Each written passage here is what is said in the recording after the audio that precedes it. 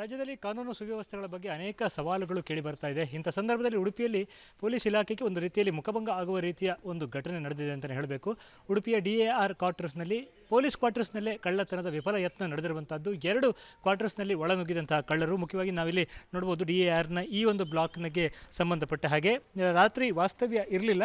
So ಅಂಥ ಸಂದರ್ಭದಲ್ಲಿ ಮನೆಯವರು 2 ತಿಂಗಳ ಟ್ರೈನಿಂಗಿಗೆ ಅಂತ ಹೋಗಿದ್ದರು. ಆ ವೇಳೆಯಲ್ಲಿ ಸುಮಾರು ರಾತ್ರಿ 12 ಗಂಟೆಯ ನಂತರ ಬಂದಂಥ ಕಳ್ಳರು ಈ ಮನೆಯಲ್ಲಿ ರಾಘವೇಂದ್ರ ಅನ್ನುವರಿಗೆ ಸೇರಿದಂಥ ಈ ಮನೆಯಲ್ಲಿ ಕಳ್ಳತನಕ್ಕೆ ಪ್ರಯತ್ನವನ್ನು ಮಾಡಿದ್ದಾರೆ DAR ಸ್ಟಾಫ್ ಅವರು. ಸೊ ಮನೆ ಒಳಗೆ ನುಗ್ಗಿರುವಂಥದ್ದು ಮೇಯ್ನ್ ಗೇಟಿಂದ ಬಂದ ಹಾಗೆ ಕಾಣ್ತಾ ಇಲ್ಲ, ಪ್ರತ್ಯೇಕವಾದ ಹಿಂಬಾಗಿಲಿನಿಂದ ಬಂದು ಈ ಮನೆಯ ಬಾಗಿಲನ್ನು ಮುರಿದು ಒಳಗೆ ನುಗ್ಗಿದಂಥ ಕಳ್ಳರು ಇಲ್ಲಿ ಸಾಕಷ್ಟು ಚೆಲ್ಲಾಪಿಲ್ಲಿ ಮಾಡಿದ್ದಾರೆ. ಎಲ್ಲ ವಸ್ತುಗಳನ್ನು ಕೂಡ ಚೆಲ್ಲಾಪಿಲ್ಲಿ ಮಾಡಿರುವಂಥ ದೃಶ್ಯಾವಳಿಗಳನ್ನು ನಾವಿಲ್ಲಿ ಗಮನಿಸಬಹುದು. ಅದೃಷ್ಟವಶಾತ್ ಅವರಿಗೆ ಕದ್ದುಕೊಂಡು ಹೋಗೋದಕ್ಕೆ ಯಾವುದೇ ವಸ್ತುಗಳು ಇಲ್ಲಿ ಸಿಕ್ಕಿಲ್ಲ ಅನ್ನುವಂಥದ್ದು.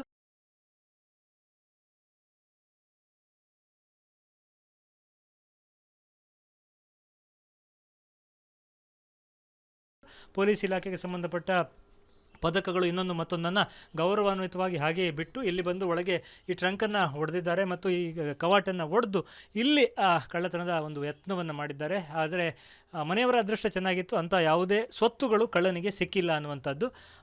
ಸೊ ಕೇವಲ ಒಂದು ಕ್ವಾರ್ಟರ್ಸ್ ಅಲ್ಲ, ಇಲ್ಲಿ ಒಂದು ವಿಫಲ ಯತ್ನವನ್ನು ನಡೆಸಿದ ನಂತರ ಇಲ್ಲೇ ಎದುರು ಭಾಗದಲ್ಲಿರುವಂಥ ಇನ್ನೊಂದು ಪೊಲೀಸ್ ಕ್ವಾರ್ಟರ್ಸ್ಗೂ ಕೂಡ ಹೋಗಿದ್ದಾರೆ. ಈ 2 ಕ್ವಾರ್ಟರ್ಸ್ನಲ್ಲೂ ಕೂಡ ಯಾರೂ ವಾಸ್ತವ್ಯ ಇರಲಿಲ್ಲ ಅನ್ನೋದನ್ನು ತಿಳಿದುಕೊಂಡೇ ಈ ಒಂದು ಕೃತ್ಯವನ್ನು ನಡೆಸಿರುವಂಥದ್ದು.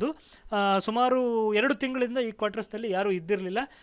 ಇವತ್ತು ಬೆಳಗಿನ ಹೊತ್ತಿಗೆ ಪೊಲೀಸವರ ಪತ್ನಿ ಇಲ್ಲಿಗೆ ಬಂದು ತೋಟಕ್ಕೆ ನೀರು ಹಾಕಬೇಕು ಅನ್ನುವಂಥ ದೃಷ್ಟಿಯಿಂದ ಬಂದಾಗ ಈ ಕಳ್ಳತನ ನಡೆದಿರುವಂಥದ್ದು ಅವರ ಅರಿವಿಗೆ ಬಂದಿದೆ ಅನ್ನುವಂಥದ್ದು. ಈ ಒಂದು ಕ್ವಾರ್ಟರ್ಸ್ನಲ್ಲಿ ವಿಫಲ ಯತ್ನ ನಡೆದಿದೆ ಅನ್ನೋದರ ಜೊತೆಗೆ ಈ ಬ್ಲಾಕ್ ಏನು ನಮಗೆ ಕಂಡು ಬರ್ತಾ ಇದೆ, ಇಲ್ಲೂ ಕೂಡ ಕಳ್ಳತನದ ಯತ್ನವನ್ನು ನಡೆಸಿದ್ದಾರೆ. ರಾತ್ರಿ 11:30ವರೆಗೂ ಕೂಡ ವಾಸ್ತವ್ಯ ಇದ್ದರು. ಆ ನಂತರದಲ್ಲಿ ಡ್ಯೂಟಿಗೆ ಅಂತ ಪೊಲೀಸವರು SP ಕಚೇರಿಗೆ ಹೋದ ನಂತರ ಈ ಕೃತ್ಯ ನಡೆದಿರುವಂಥದ್ದು. ಸೊ ಸ್ಪಷ್ಟವಾಗಿ ಗೊತ್ತಾಗುತ್ತೆ ರಾತ್ರಿ 12 ಗಂಟೆ ಆಸುಪಾಸಿಗೆ ಈ ಕೃತ್ಯ ಆಗಿರಬೇಕು ಅನ್ನುವಂಥದ್ದು. ಇದು ಒಂದು ರೀತಿಯಲ್ಲಿ ಇಲಾಖೆ ತಲೆ ತಗ್ಗಿಸಬೇಕಾದಂಥ ವಿಚಾರ ಅಂತಲೇ ಹೇಳಬೇಕು. ಯಾಕಂದರೆ ಪೊಲೀಸ್ ಕ್ವಾರ್ಟರ್ಸ್ನಲ್ಲೇ ಒಂದು ಕಳ್ಳತನ ಆಗುತ್ತೆ ಅನ್ನುವಂಥದ್ದು ಎಷ್ಟರ ಮಟ್ಟಿಗೆ ಜನರ ರಕ್ಷಣೆ ಸಾಧ್ಯ ಆಗುತ್ತೆ ಅನ್ನುವಂಥ ಪ್ರಶ್ನೆಗಳನ್ನು ಕೂಡ ಎದುರಿಸುವಂತೆ ಮಾಡಿದೆ. ಅದರ ಜೊತೆಗೆ ಪೊಲೀಸ್ ಕ್ವಾರ್ಟರ್ಸ್ನಲ್ಲೇ ಒಂದು CC ಕ್ಯಾಮೆರಾ ಕೂಡ ಇಲ್ಲ ಇಲ್ಲಿ ಅನ್ನುವಂಥದ್ದನ್ನು ಕೂಡ ನಾವು ಗಮನಿಸಬೇಕಾಗುತ್ತೆ. ಆ ಫೆಸಿಲಿಟಿಯನ್ನು ಕೂಡ, ಆ ಒಂದು ವ್ಯವಸ್ಥೆಯನ್ನು ಕೂಡ ಮಾಡಬೇಕಾಗಿದೆ ಪೊಲೀಸ್ ಇಲಾಖೆ.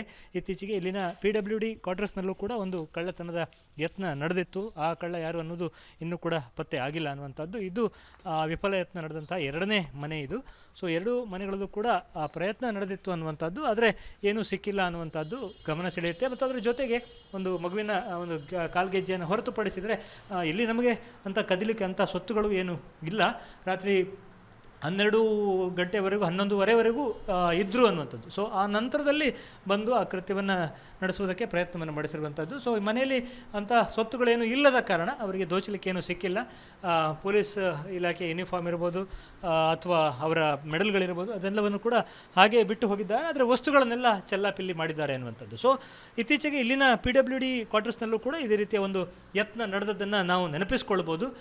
ಕ್ವಾರ್ಟರ್ಸ್ಗಳಿಗೆ ಒಂದು CC ಕ್ಯಾಮೆರಾ ಅಳವಡಿಸಿದರೆ ಒಂದು ಭದ್ರತೆ ಇರುತ್ತೆ. ಹಳೆ ಕ್ವಾರ್ಟರ್ಸ್ಗಳು ಕಳ್ಳರಿಗೆ ಬರುವುದಕ್ಕೆ ಅನೇಕ ಅವಕಾಶಗಳಿರುತ್ತೆ. ಸೊ ಆ ಸಂದರ್ಭದಲ್ಲಿ ಒಂದು CC ಕ್ಯಾಮೆರಾವನ್ನು ಅಳವಡಿಸಿದರೆ ಒಂದಿಷ್ಟು ಸುರಕ್ಷತೆ ಇರುತ್ತೆ ಅನ್ನೋದು ಬಹಳ ಮುಖ್ಯ.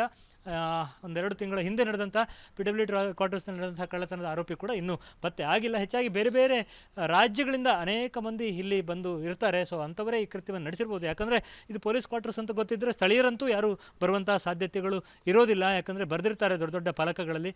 ಸೊ ಅಂಥ ಓದಲಿಕ್ಕೆ ಬರದೇ ಇರುವ ಅಥವಾ ಹೊರ ರಾಜ್ಯದ ಕಳ್ಳನೇ ಇರಬೇಕು ಅನ್ನುವಂಥದ್ದು ಸಂಶಯ.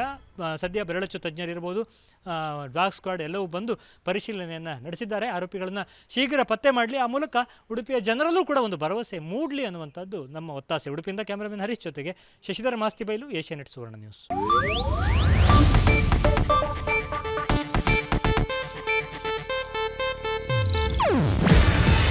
ಇದು ಏಷ್ಯಾನೆಟ್ ನ್ಯೂಸ್ ನೆಟ್ವರ್ಕ್ ಪ್ರಸ್ತುತಿ.